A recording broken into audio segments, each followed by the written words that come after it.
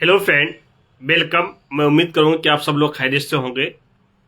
आज का जो टॉपिक है वो टॉपिक ये है कि भारतीय नागरिक संहिता 2023 जो अभी तक कानून बन चुका है। राष्ट्रपति ने इस पर एसेट दिया है, तो हम जानेंगे कि एफआईआर का उसमें क्या प्रोसीजर है। उस एक्ट में जो है एफआईआर तीन तरह से बताए गए हैं। एक एफआईआर जीरो एफआईआर बताया गया है, एक एफआईआर ईएफआईआर बताया गया है, और एक एफआईआर आपका जो है जो मैनुअल होता है। जीरो एफआईआर किसे कहते हैं, ईएफआईआर किसे कहते हैं, और मैनुअल एफआईआर किसे कहते हैं। आप जब पहले सीआरपीसी में देखेंगे 154 यानी 154 के तहत जो है सीआरपीसी में दर्ज होते थे, तो जिसे कहा जाता है फर्स्ट इंफॉर्मेशन रिपोर्ट। एफआईआर का परिभाषा नहीं दिया गया है।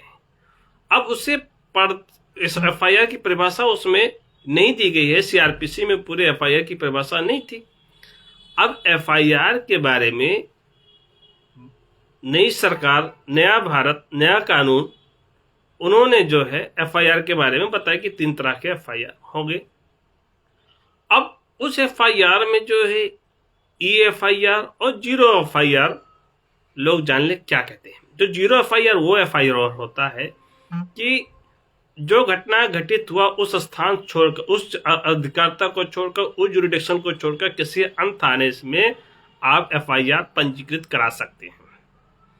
वो स्थल छोड़कर किसी अन्य स्थल पर, किसी थाने में आप एफआईआर पंजीकृत करा सकते हैं। सेकंड बात यह है कि एफआईआर का ये पूर्व में जो है जीरो एफआईआर का सुप्रीम कोर्ट के इस पर जजमेंट था कि आप जहां भी घटना से कोई संबंधित कोई मामला हो, कोई अगर उस थाने से संबंध ना हो, फिर भी एफआईआर जीरो एफआईआर के तहत दर्ज करें। ये इसको डाला गया। ये एफआईआर इलेक्ट्रॉनिक एफआईआर, जो इलेक्ट्रॉनिक एफआईआर होगी वो आप अपने घर बैठे आप वेबसाइट पर आप ई एफआईआर कर सकेंगे।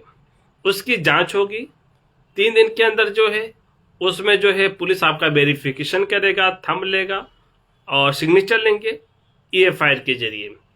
और उसके बाद में मैनुअल एफआईआर, जैसे एफआईआर हो रहा है उस तरह से एफआईआर होंगे। अब एफआईआर 3 तरह से होंगे।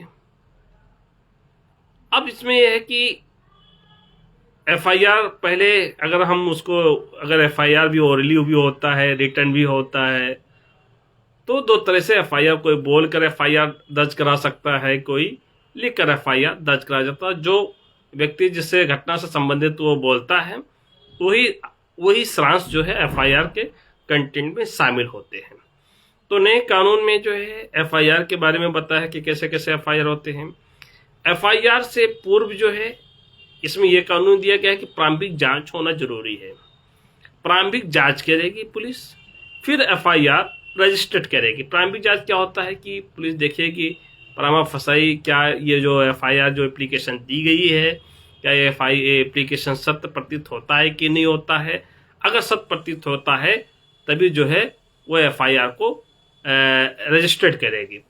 तो दोस्तों, नए कानून को मैं आप लोगों के बीच में रूबरू कराऊंगा। हमारे साथ बने रहें। एडवोकेट मोहम्मद मुकीम चिश्ती।